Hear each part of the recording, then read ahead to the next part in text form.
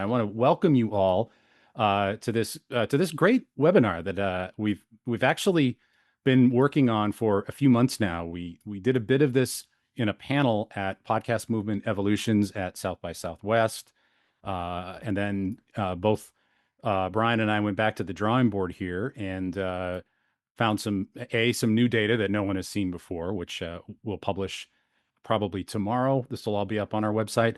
But also, Bryan and I am talking here to Bryan Goldmark, who is the head of sales from the Locked On Podcast Network, had managed to come up with a case study that it's magnificent, and we're going to get to that a little bit later. One of the things that I really bugs me, and I've been in this business a long time. Obviously, I wish there were more case studies. I wish there were more actual data from brands put out there. And there's just so little of it that's made public. And we have something incredible. I looked at the data and I can't wait to share it with you and talk about it with Bryan. But before we get to all that, we should talk about some data. But I want to introduce my co-host here. This is Bryan Goldmark, who is the head of sales for the Locked On Podcast Network. Hello, Bryan. Thank you for being here. Hello, Tom. Thrilled to be here with you. Thanks for having me. Yeah, absolutely. I think this is going to be a lot of fun. We're both sports fans. Our NBA teams are sadly not in the playoffs, or at least mine's not anymore. Yours has been in the recent past. Never had a shot. We don't need to go down that path. We're not going to go down that. Yeah, we won't do that. But today we are going to talk about the what makes the sports podcast audience so special, and they are markedly so. And we've got some great new data to share about that. So I'm going to start to talk about that right now, actually. And the data that I'm going to share with you is from the advertising landscape, which was our big study of cross media advertising effectiveness. We looked at trust, we looked at credibility, we looked at reach, we looked at all of these great metrics, and in almost every, especially mid to lower funnel metric that we looked at, podcasting performed in the top five, if not the top three, in so many things. And obviously, some media channels are better at reach, and some media channels might be better at one thing or another. But we know that we have something special in podcasting. What I did not know until I really dug into the data a little bit more was how different the sports podcast audience was. And all of this data, as I mentioned before, is drawn from the Advertising Landscape 2025. And I want to thank the overall sponsors for that big fielding that we do every spring. It's over 5,000 adults. BetterHelp, NPR, the SiriusXM Podcast Network, American Public Media, and ESPN Podcasts, and also our research partners at Signal Hill Insights, who have been our partners on so many of these studies. This was a study of over 5,000 Americans, 18 plus, weighted to the U.S. Census, so it's representative and projectable to the population. And everything that we're talking about here is about ad-supported media, and that includes podcasting. So when you see podcast here, think in your mind ad-supported podcasting, right? So, and the overall sample that we're going to look at that are the monthly audience for sports podcasts, it's about 500. So that is the benefit of doing these large studies as we like to do. It sounds profitable because these subsets that you look at are pretty robust and they really hold up. So I want to start with who the sports podcast listener is. And again, this is all of this is about advertising supported podcasts. And when you look at the sports podcast consumer and compare them, demographically, yes, they're a little bit different. 76% of them are male. That's 21 points higher than the average podcast consumer. 34% of them are in a household that has a household income of over 100,000. That's 5 points higher than the average.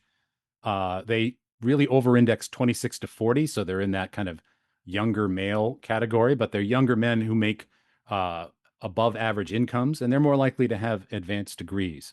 So it's a very targeted audience, and it's a very affluent audience. Obviously, this is the kind of advertising target that a lot of buyers are looking for.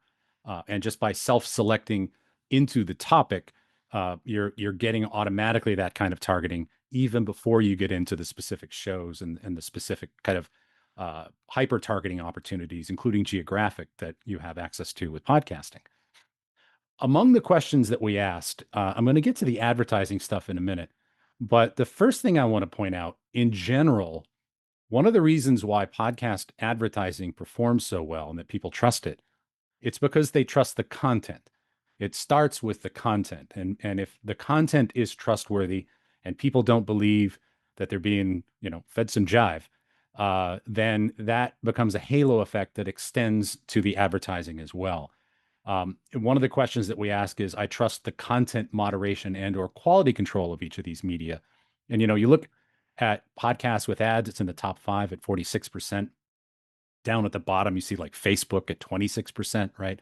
So even though there's a lot of money being spent on social media, people are very aware that that content is being delivered to them by algorithm. You remember Al, and they have a significantly lower trust for it. But podcasting as a medium garners much higher trust. But look at the sports podcast consumer. And here's what I want to make a distinction that's going to be true for all of this presentation.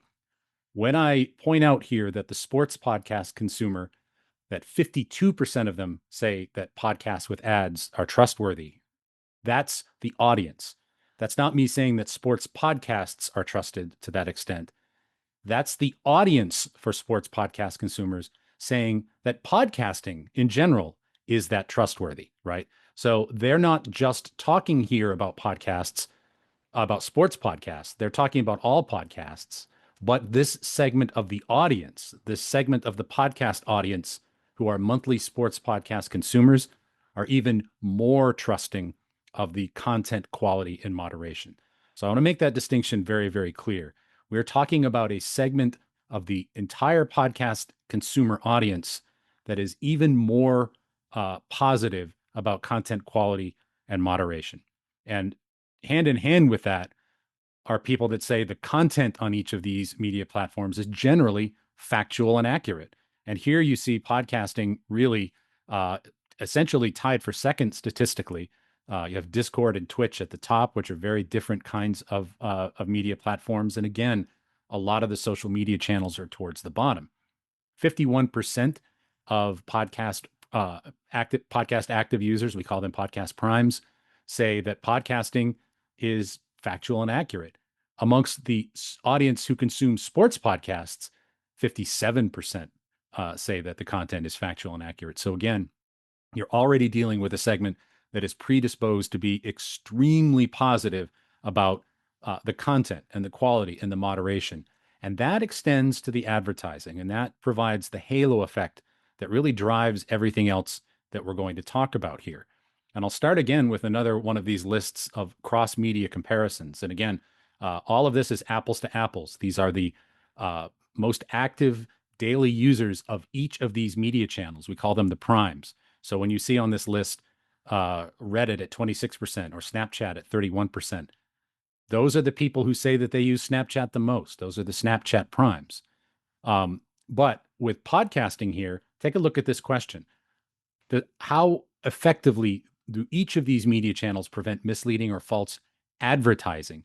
Podcasting is fourth on this list.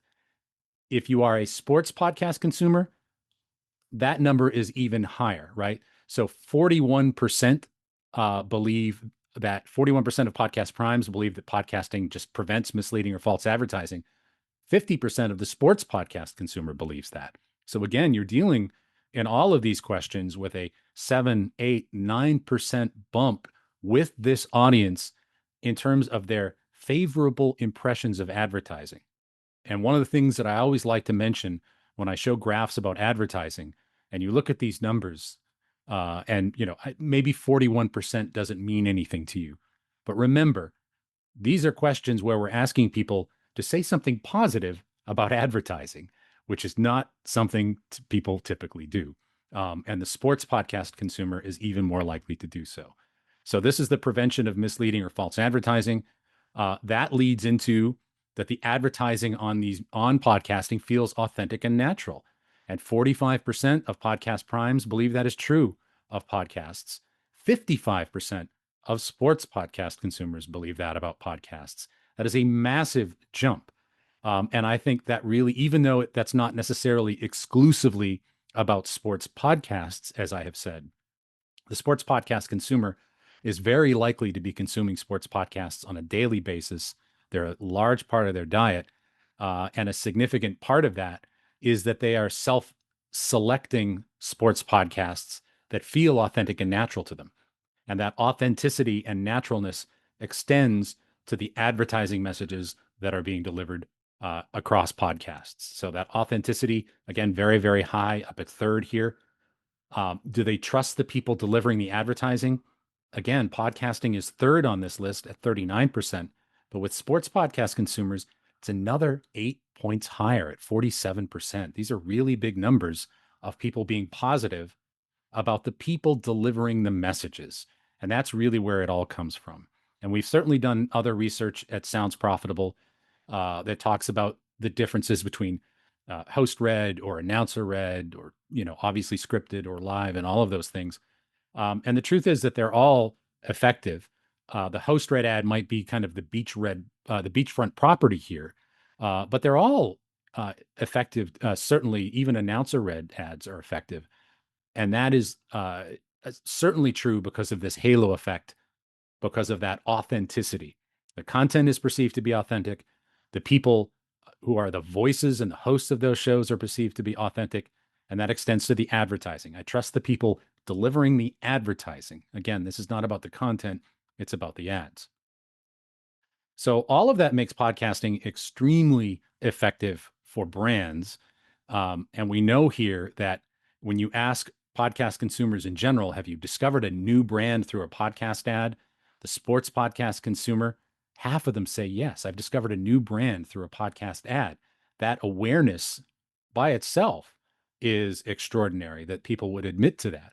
Again, people can often be cagey or aspirational when they answer questions about advertising, but half of sports podcast consumers say that they have discovered a new brand. That's 7 points higher than all podcast consumers. Trusting the content recommendation, feeling that the products are distinctive and that the platforms are preventing misleading ads. For all of those things, the podcast consumer is high, but the sports podcast consumer has even more faith, even more trust in the platform. And that leads to the effectiveness that we see across all of these graphs. And if you look at all of these attributes that we look at, how do you feel about the advertising you hear on the podcast that you consume? And again, for all of these, I would submit that all of these bars are really good for you know positive attributes about advertising, which is what we're talking about here.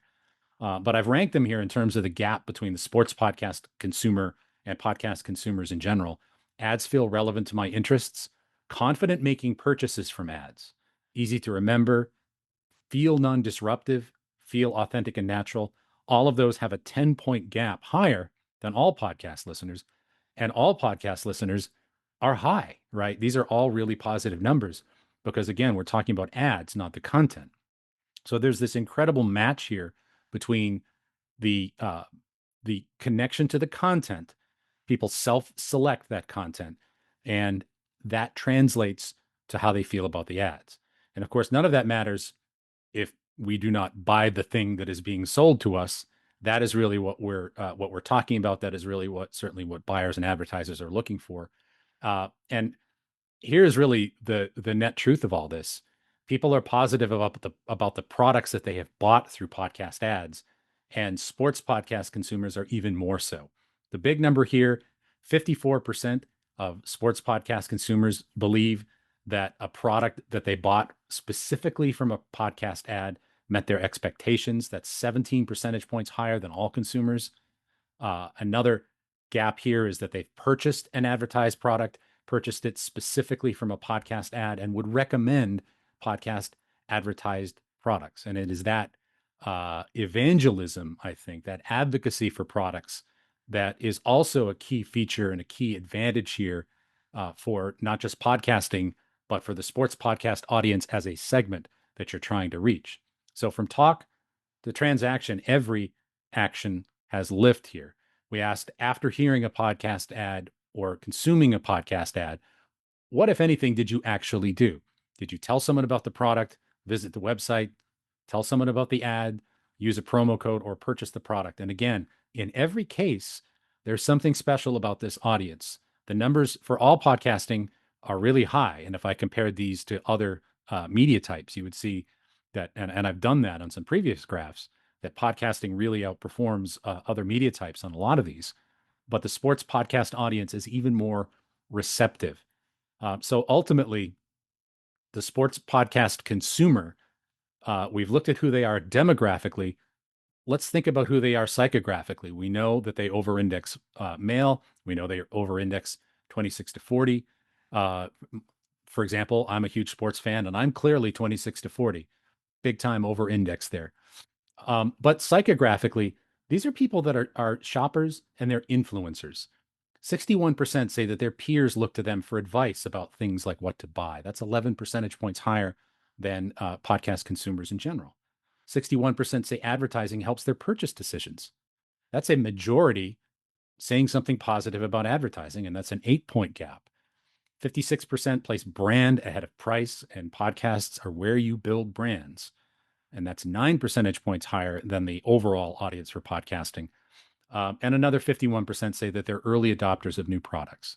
And that makes them receptive to new brands, to new advertisers, and the right podcast. And I think by extension here for this particular segment, the right sports podcast can be an open door to a new brand, to a new experience, or even new messaging for an old brand, to find an audience that is where that is going to take root and immediately be, I think, a more fertile place for that messaging to flourish, to end the gardening metaphors here. I want to stop here for just a minute and just come back to you, Bryan, because uh, this is a lot of numbers. It's a lot of numbers that show the podcast audience is special. We knew that, but also B, that the audience for sports podcasts in particular are even more influenced and even more influential about advertising and brands and things like that. And you've had a lot of experience in this space, certainly with Locked On. What's the rationale for that? I'm sure you're not surprised by any of this, or you would not do what you do. But how do you explain this? I think for everybody else that's watching. Sure. I mean, I think if I had to pick a single word to describe it, it would be passion, right? This is where sports fandom truly lies at the heart of someone's interests and at times their personality. There's a lot of topics in comedy and entertainment and culture, news that I consume broadly that a lot of us do.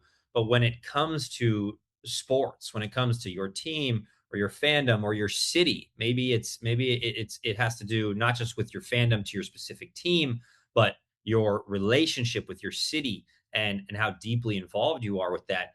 You're just so passionate. It's oftentimes people's sports fandom is generational.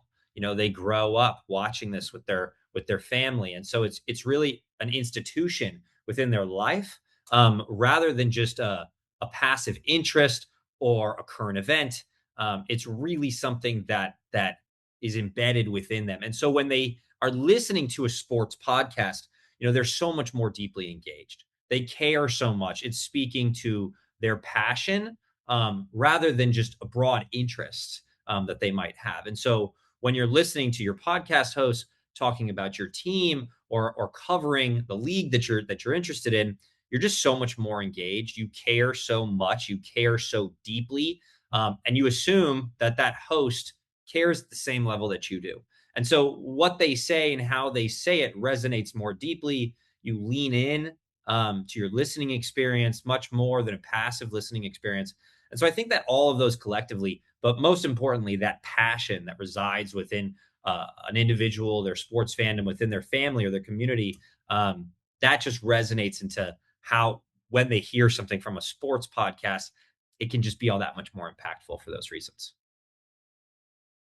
Yeah, and there's also something about sports too that I mean, yes, sports is a business, but it's a business that parents and children talk about, and parents bring children to, and then their children bring their children to, and things like it. It's sort of different than the local dry cleaner.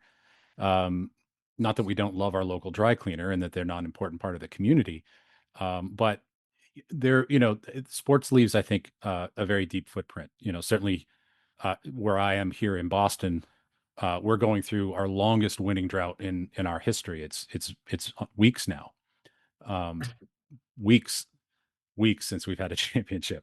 This is why nobody likes us, Brian. Must be tough. Um, Yeah. it's hard, yeah. I'm going to answer a couple of questions that I see in the chat before we get to the second half of this, just so I don't forget about them.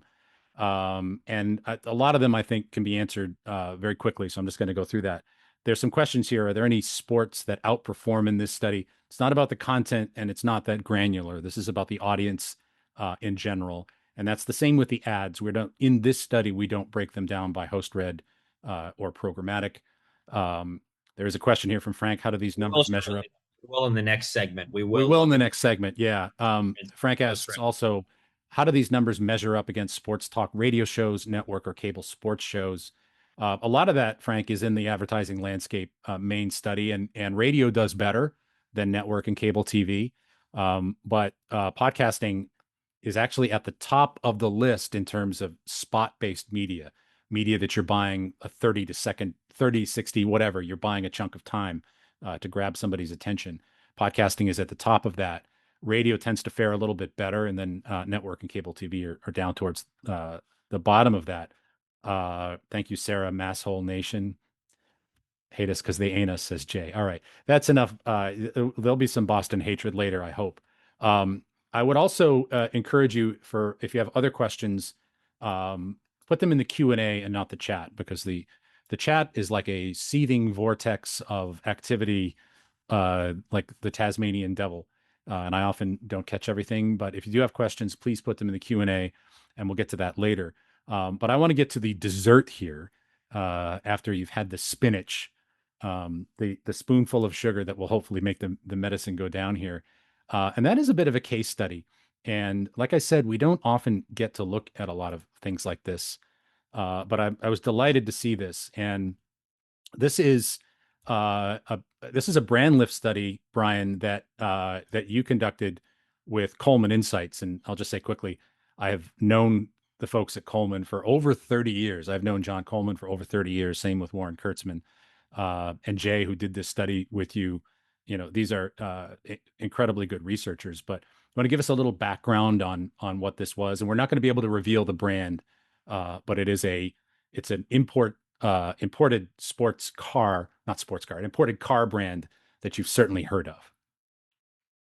Yeah, we had been working with this brand and measuring the impact of their campaign over multiple quarters. So this campaign and this partnership continued over multiple months, allowing us to measure the impact and the lift of not only the study, not only the campaign that ran in Q1 and early into Q2. However, we were able to match that back to the data and the effectiveness of the campaign earlier in the year, late last summer. So this is an ongoing partnership and a tremendous example of just kind of the different creative units that we leverage. That is certainly one tactic that we take here at Locked On is there's no one size fits all ad solution. And so we always work with our partners to kind of meet their needs and allow and help them curate the campaign to be most effective with our sports audience. And so it's just a great example here from Coleman of some of the impacts there and over a broad range of KPIs and goals that the client had. Yeah, and I want to touch on some of those kind of in the order that we looked at them in aggregate in the previous data. We're going to see this with this very specific example, and this is again with a car brand that we can't reveal, but it rhymes with Hamburgini. No, I'm kidding. It does not rhyme with Hamburgini. That would be funny, and it's not. No, it's not Lamborghini. But let's start with recall, and because that's sort of at the top of the funnel here, where you're just asking people for just recall of all game. Which of the following vehicles have you heard advertised in the past 7 days? And I'm going to talk a little bit in general about this slide, but then Brian, I'd love for you to talk about the actual individual treatments and executions here. But essentially, what you're looking at are the differences between a control group and an exposed group. And each of those groups was about 1,000 adults 18 plus. So the sample size here is very, very robust. And when you're looking at a sample size like that, any difference you see over three or three or up is absolutely significant. And you definitely see that overall adults 18 plus, you see a 6 point lift from the control to the exposed, see a 5 point lift with men. You also see a 5.3 lift with women. But where you really see the lift are with some of these different treatments. So, and starting with custom mid roll, Bryan, you want to talk about that a little bit because that number is huge. Yeah, absolutely. Jay at Coleman likes to call this our secret weapon because we've seen this consistently. It's not just this study. When we work with our partners and curate a custom mid roll, which is really a content driven ad. So it's intended to create valuable and memorable content for the listener first, and then integrate the brand message second. And when we approach an ad that way, thinking about the listener experience first, we're able to embed the brand's message in such an authentic and organic way that it's super memorable. It's not skipped. It's something, in fact, that often audiences look forward to because it might be a reoccurring segment that becomes a staple in the show. And in this case, actually, with this client, this segment went on for 6 7 months, so that continuation, that consistency really allows the brand to organically integrate them into the very fabric of the show. So there's no one size fits all here. Again, we don't have sponsored features available. The shot clock countdown or anything like that doesn't exist within Locked On. We wait for the brand brief. We look at that. We look at those brand goals. We look at the brand messaging, what the goal is, and we curate the custom mid roll from there. This in particular is really just a 60-second spot. However, upon your listening experience, it feels a lot more like content than it does an ad. And by the way, I'm delighted to see this data because as lovely as Locked On is, I know that this story can be sung across a variety of podcast networks and a variety of podcasts. The the thing that I'm really delighted again about is that we're getting this shared. And uh, when I worked for private clients as a researcher, I probably did 200 of these in my time, and almost none of them we could talk anyone into sharing, even debranded. And I was like, we need to get this stuff out there. This is the story that we need to tell. Before I leave this slide, though, Bryan, you want to just quickly explain the other three types here: DAI, pre, mid roll, WMM, which I know what it is, but our audience might not, and then the Sure. DAI AV.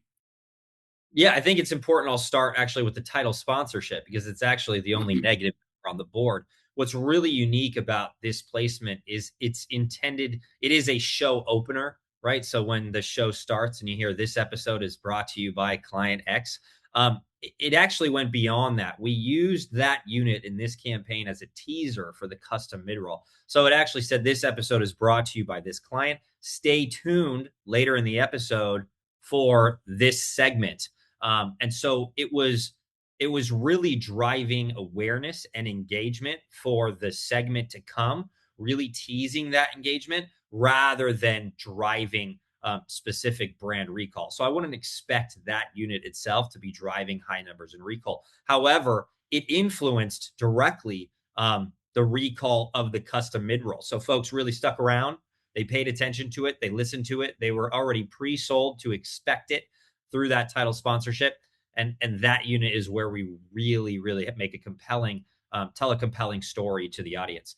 The dynamic pre mid roll, it's a dynamic 30-second pre-recorded pre-mid. We attack this unit in two different ways. We either take a client's pre-recorded spot or we have one of our hosts pre-record the spot ourselves.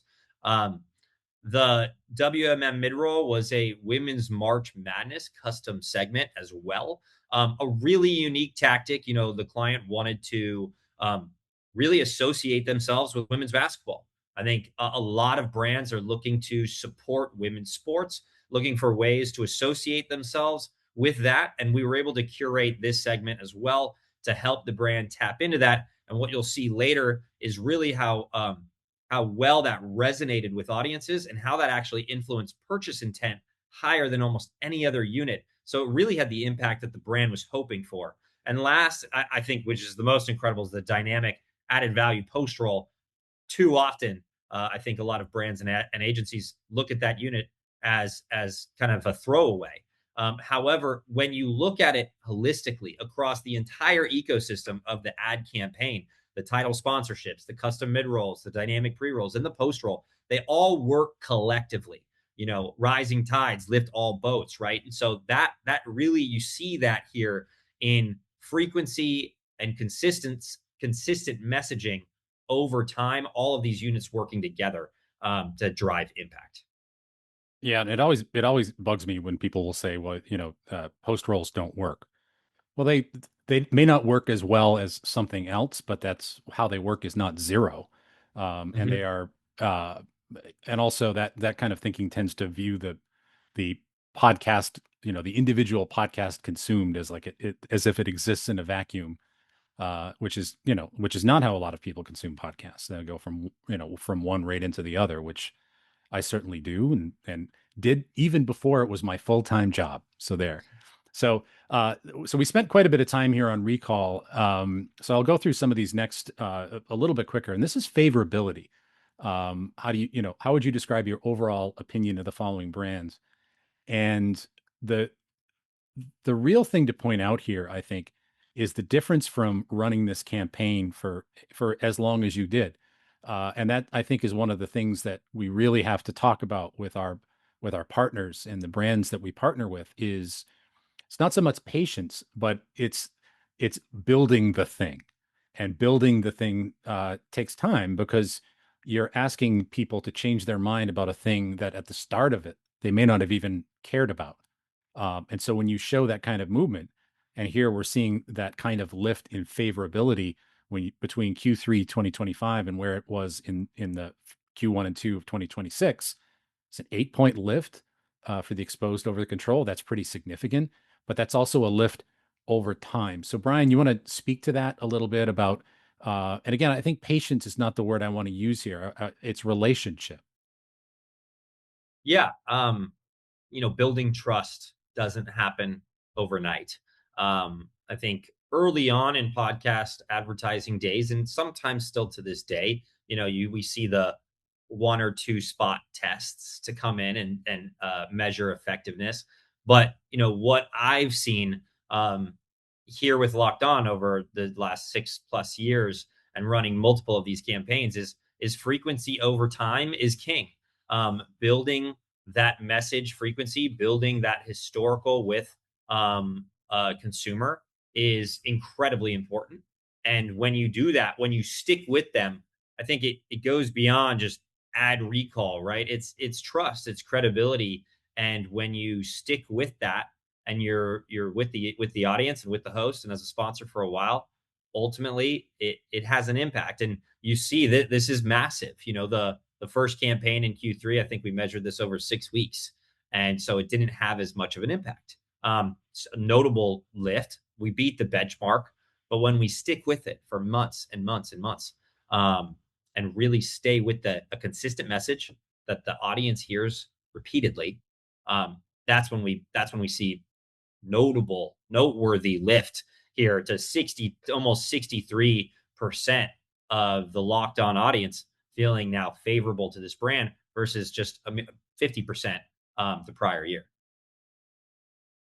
Yeah, and it's worth pointing out, and you just mentioned this, the fact that there is an automotive benchmark, and that automotive benchmark is almost no lift, right? It's essentially no lift, because we're talking about a handful of brands that are all generally heavy advertisers, and that people have distinct opinions about. And for some people, a good experience with a brand might stay with them forever, and they don't even consider other brands. And for others, it might be, you know, inherited from a family, and some people just don't really care about it. So the category here is something to absolutely keep in mind, that there's not typically a lot of lift when you're looking at this kind of advertising, and sometimes large national advertisers with large car brands are really looking at things in decimal points as they try to continue to move the needle or just continue to remain relevant.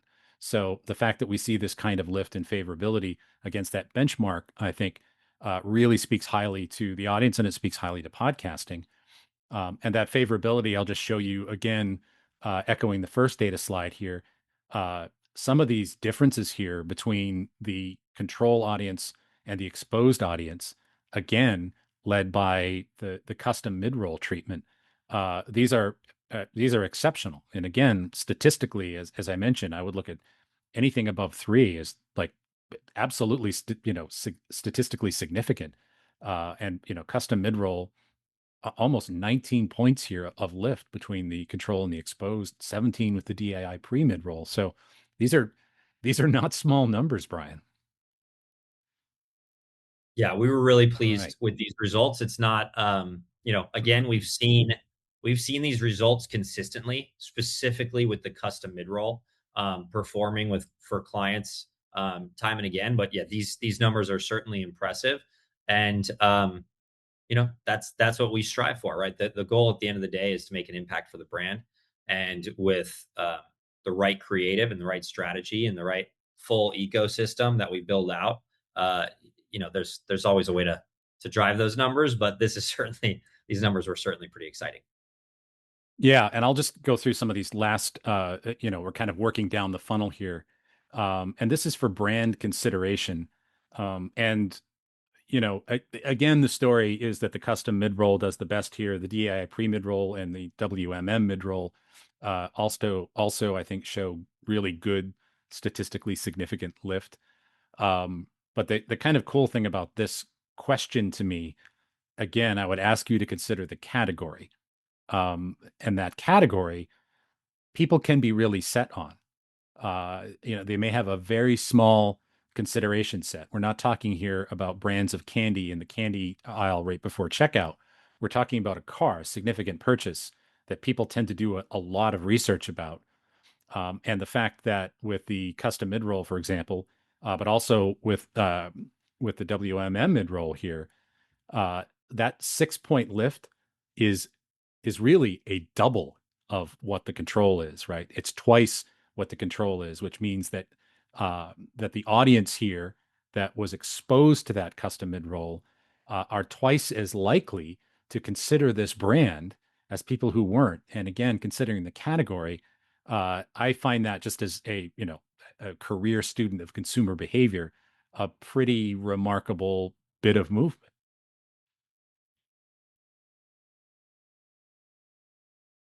Purchase intent is the next thing we'll look at. And again, which of the following brands are you intending to purchase in the next 2 years?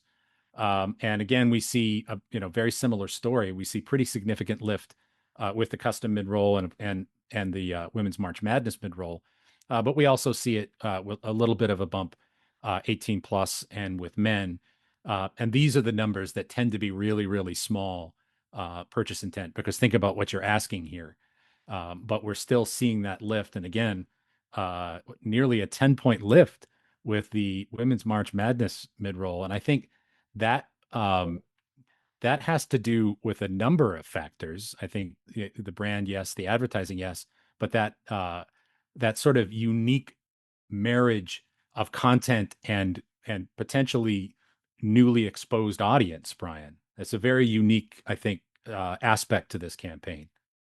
Yeah, absolutely. And it was directly what the brand was trying to accomplish, right? They wanted to associate themselves with women's sports, and they felt that that would have a certain impact and resonate with audiences in a certain way. And it did. It deeply resonated with them.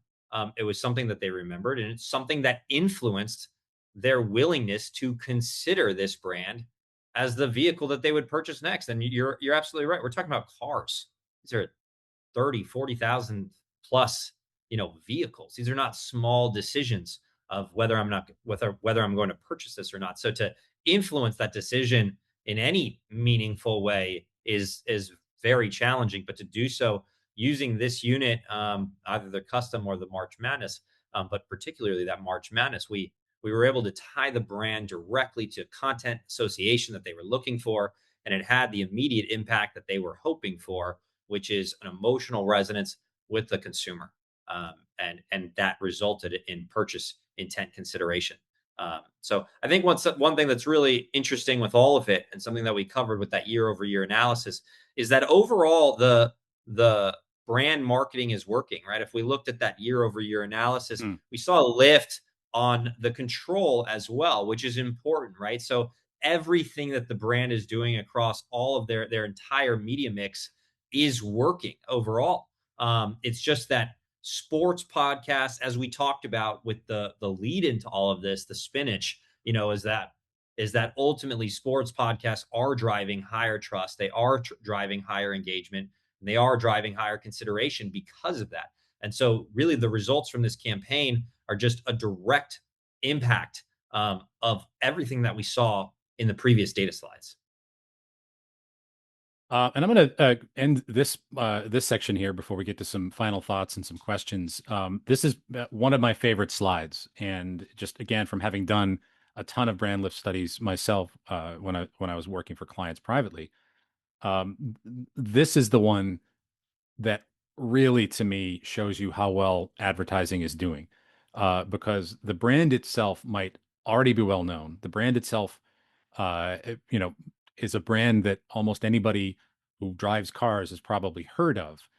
But what this particular slide shows is specific attributes that the brand wants to be associated with, right?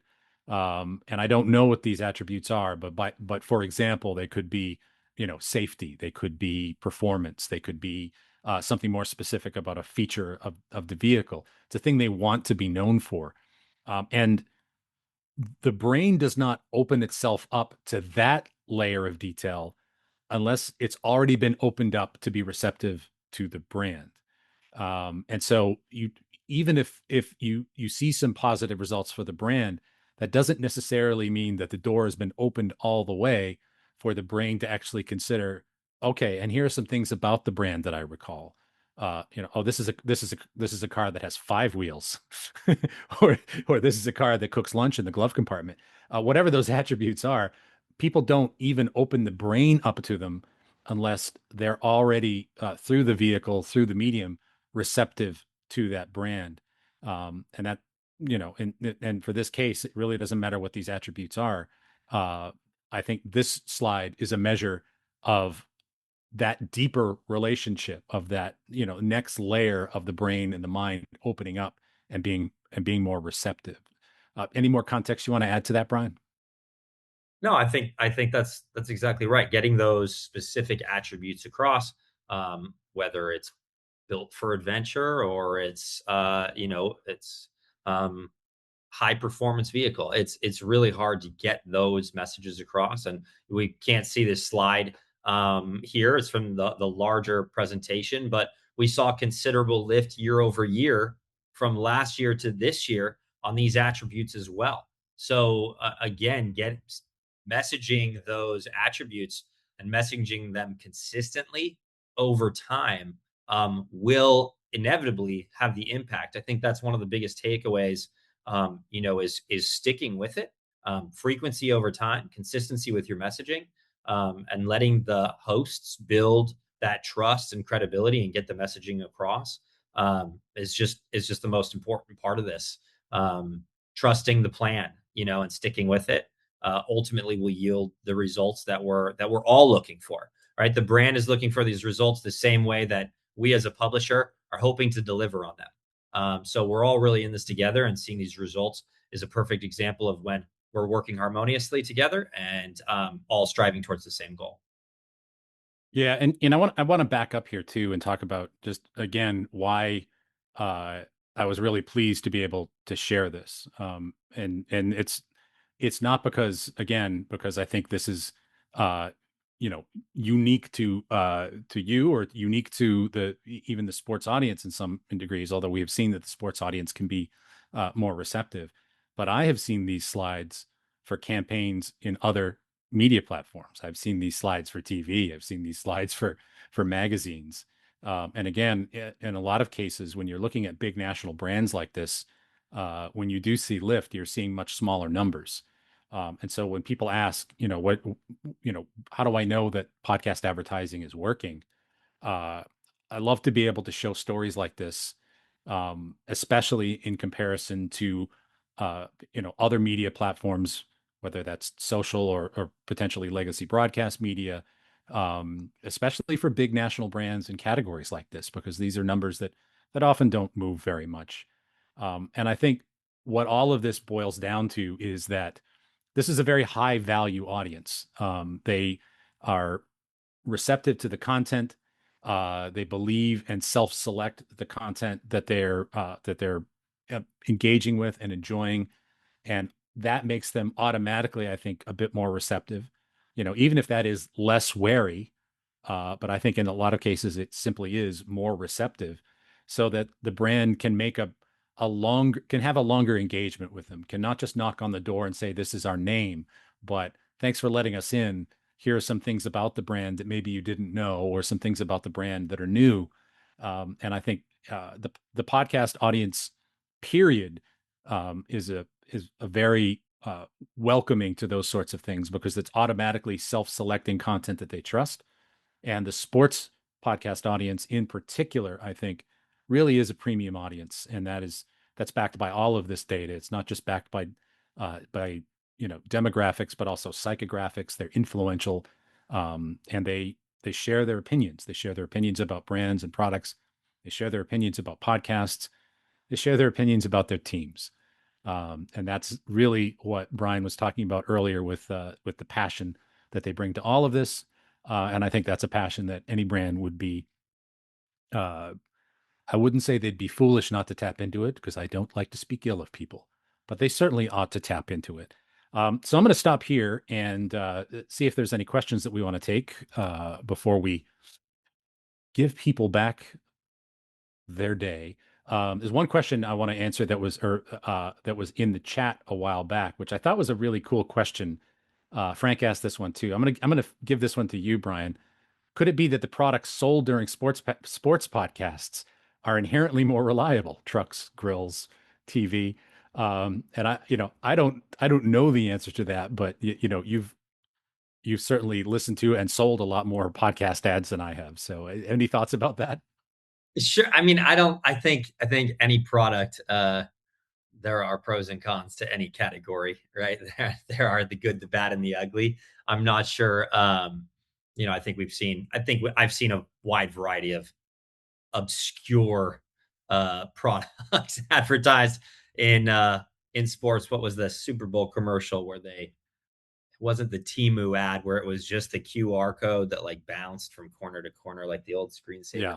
No, it's not necessarily to say one product is more reliable and so that's why it will perform better. I think again it's because of the audience and their willingness to engage more deeply. Yeah. James asked, "Isn't this the same for video sports podcasts on YouTube?" And again, and this is probably my lack of clarity on this. Everything that we're talking about is about the sports podcast audience. So I'm not, our data does not make delineations between how it was delivered, but it counts. A video sports podcast counts. An audio sports podcast counts. So we're talking about the audience themselves are more receptive. In terms of whether they're more receptive based on how they consume it, uh, that is to come in another study very, very soon, which I can't wait to talk about. But Yeah. I yeah, think just yeah, to add more context on that, it's what we've seen in our research between audio and video as this migration has happened to consume more podcasts on YouTube, is that most podcast audiences, period, not just sports podcast listeners, don't really define a podcast as either being audio or video. Oftentimes, they consume on both platforms. They go back and forth depending on what their listening experience demands at that time. And so, to Tom's point, the data doesn't delineate, and oftentimes neither does the listener. and neither do we as the publisher or our advertiser when it comes to performance. What does better, audio or video? It's really we don't delineate the two. Hmm. Frank, who does writes a lot for Forbes, thank you, Frank, for coming, has a number of questions here. We'll start with this one. Tom, is it possible you could switch to the Phillies from the Red Sox? We would welcome you. Frank, that would be like going to a Coke machine and getting an ice cold RC Cola delivered in my hands, and I won't do that. He also asks, isn't there research that title sponsorships tend to underperform in recall? There is actually. There's a lot of research in that, especially in other media channels. There's quite a bit of research on that in broadcast television, quite a bit of research on that in broadcast radio. Um, what what you tend to see do a little bit better in title sponsorships are, kind of true sponsorships, as they're called. And the IAB has done some research on this, which is really just, this program is brought to you by Miss Breck or whatever. And as opposed to, a putting some kind of a positioning statement for the brand in there. But ultimately, yes, that is certainly true. Um, is there a quantitative difference between host read and non-host read ads in this category? Bryan, I'm gonna throw that one to you because obviously you feature both. Yeah, I don't think they're I mean, looking at the data, we saw an impact from both units, right? So I'm not sure. I think always a host read ad is going to perform better. We always encourage our advertisers to lean into our hosts. That is the bread and butter of podcast advertising, and I think it always will be, despite advances in programmatic or any other units. I think the host read ad will always perform better. However, it's about building a full funnel media mix, a full funnel ecosystem for the ad campaign within the network. So it's not just running a dynamic spot. It's not just running a host red spot. It's building that full funnel, right? So we have the title sponsorships. The same question asked, I thought title sponsorships don't perform well. Maybe not in their own right, maybe not as a standalone unit, but when that is working towards building engagement and awareness for the mid roll, and then the dynamic pre roll is running constantly reaching, extending the reach and overall frequency of that campaign, that allows the custom mid roll or the host read ad to be more recalled, right? If you've heard the dynamic spot throughout the week, Locked On airs 5 times a week, you might be hearing that throughout the week. And then you get the All right, I think dynamic spot. Bryan's breaking up a little bit. Oh, Yeah, sorry. I think. Yeah, it all works together.